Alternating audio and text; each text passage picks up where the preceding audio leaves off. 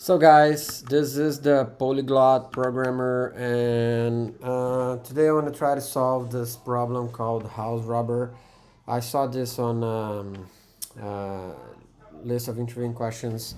Apparently, it's very popular, and it's set as easy here, but it's a bit tricky because even based on the examples here, like what is said, basically the problem is that it says that, okay, you're a professional robber planning to rob a bunch of houses, and each house has a certain amount of money, which is the value on the index. You're gonna get a list of numbers, right?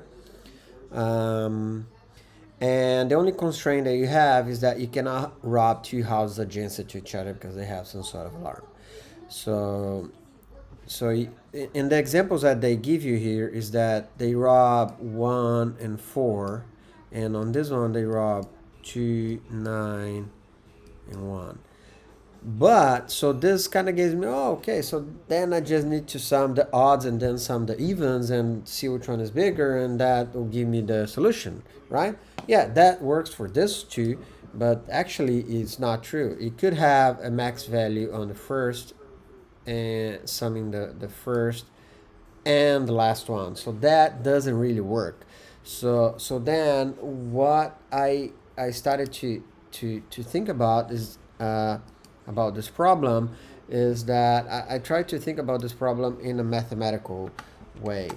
So, and at the end it kind of came to this to a similar solution that we have for even for the Fibonacci things. So so let's just define a function, right? So you define a function here, which is which is the largest amount, yeah, which is the sum of values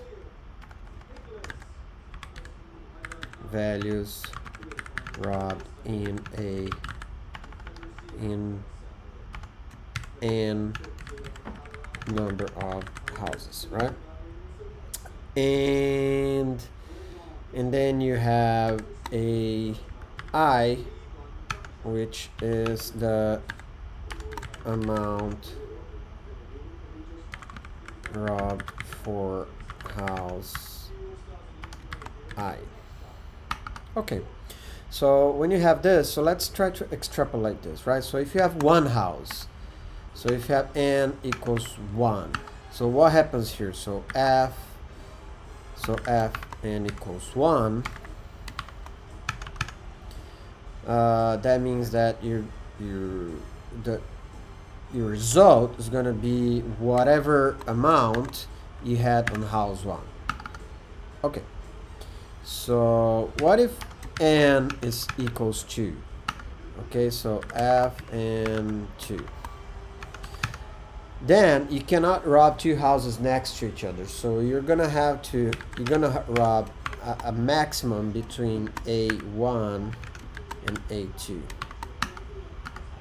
Okay, so that's kind of starting to make sense, right? So okay, so but what if I have three houses or more in this case, right? So if I have three houses, I basically have two choices, right? I have two choices. One, I can rob the third house,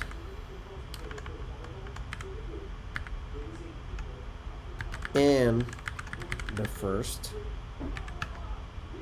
So I'll sum the third and first value. Or I can rob whatever is higher between the first and second. But of course, I mean, it's one or the other. So of course you always want to choose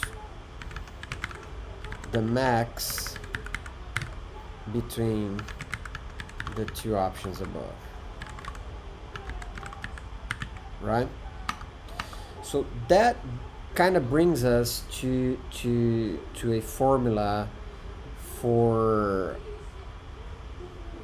the total, right? So and this is where this is where so basically you're always looking at the previous maximum value that you had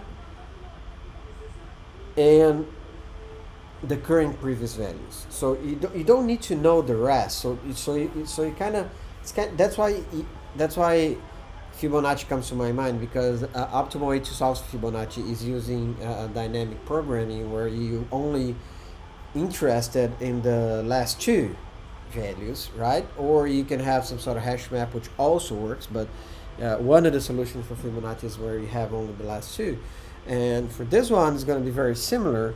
So you're going to have a function that's kind of like this. So you have function of n, where you're looking for the maximum between n minus 2, n minus 2 plus e n 1. Okay, so you n minus 2 plus n1, and the function of n minus 1. So is this somewhat similar?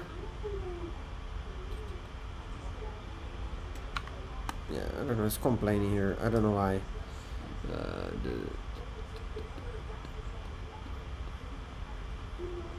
Oh yeah, I don't need it. And this is not code, so this doesn't really matter. Anyway, so this is pretty much it. So this is quite easy to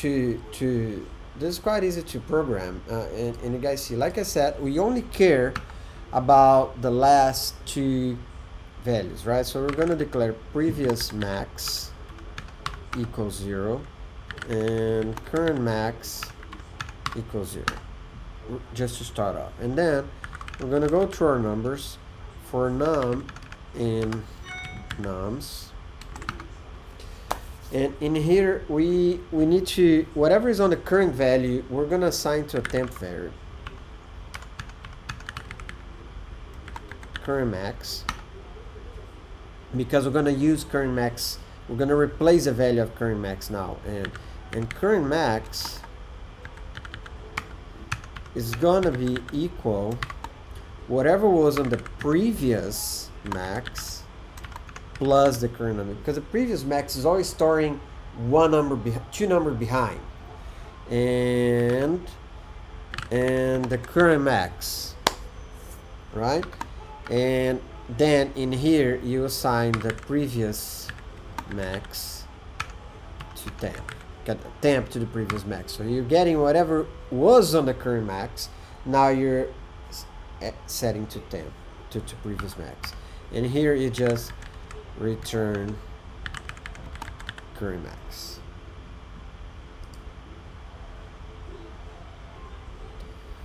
And this works fine.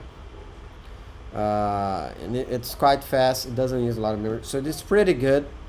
Like I said, my first option here was the one that I thought about adding summing odds and evens, but then when I came to think about it, it didn't even make much sense.